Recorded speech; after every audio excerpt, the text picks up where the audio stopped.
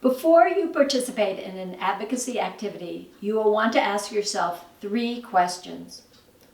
Will the activities be effective in influencing policymakers? Will the activities be meaningful to you? And are the activities safe for you and your fellow participants? Let's start with whether the activities exert influence on policymakers. Assuming you are joining an existing group experienced in advocacy, you can ask, does the group have staff or volunteers knowledgeable about the science behind different climate solutions and about strategies for influencing businesses and elected officials? Do you feel comfortable with the strategies they use, such as protests, public awareness campaigns, or phone banking? Is the group part of a coalition of other groups?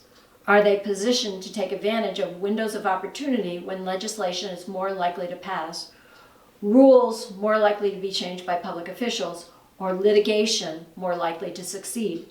How well are they able to craft narratives that appeal to the public and to government officials? Next, think about your role as a volunteer with an organization. Environmental Voter Project is a very effective NGO in the US.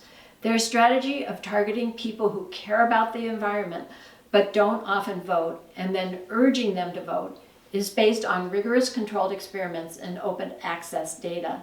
For example, they know from surveys that certain demographic groups, like Hispanic women, care a lot about the environment. They can find out if individuals in this group have voted in the past through public records that say whether people voted, but not who they voted for. They know from their controlled experiments that calling people on the phone has an impact on whether people vote, but text messages don't have a measurable effect. Based on these data, Environmental Voter Project designs get out the vote campaigns.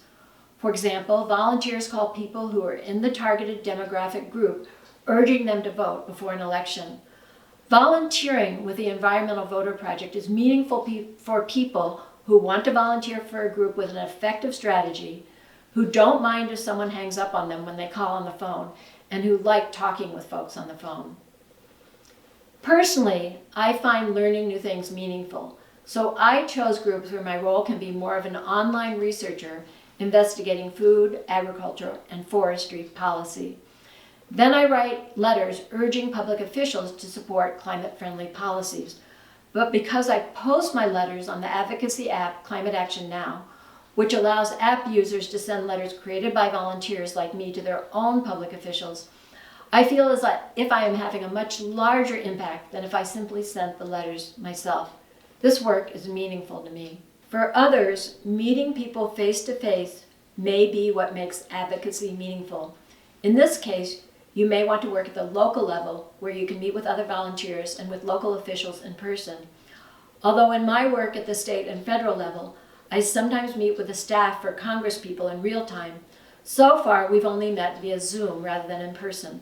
That works well for me, but perhaps not for you. Try to avoid the risk of jumping in too fast and getting burned out.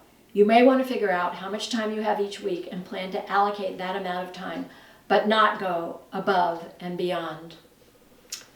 Finally, and importantly, you want to make sure to consider any risks associated with advocacy. For me, to write letters and meet with public officials or to participate in a peaceful climate protest poses no risks. But a protester from the climate group Emergency Declaration who threw paint on a case protecting a Degas statue at the National Gallery of Art in Washington, D.C., faced a maximum prison sentence of 5 years and a possible fine of $250,000. In other countries, there may be risks for those who engage in peaceful protests. UNICEF's Advocacy Toolkit, Prepare to Act, suggests that it is important to analyze your particular context. What is the social and political context of your country? Who is for or against your cause, and how might it affect you? What risks might you run if you openly state your opinions, ideas, and initiatives? How can you protect yourself? If you believe that your physical or mental integrity is at risk, you can think about what other mechanisms you could consider to make your case in order to keep yourself safe. If you live in a complex context, do not be discouraged, but look for safe mechanisms for participation. knowing the limits that will keep you safe. Note that safety measures can mean your emotional as well as physical health. You have probably heard about or even experienced climate anxiety or eco-anxiety. Taking action in whatever form is effective, meaningful, and safe is a proven antidote to those feelings of anxiety. Remember, all kinds of climate advocacy are important. You can join an existing climate advocacy group to ensure your activities are effective, personally meaningful, and safe.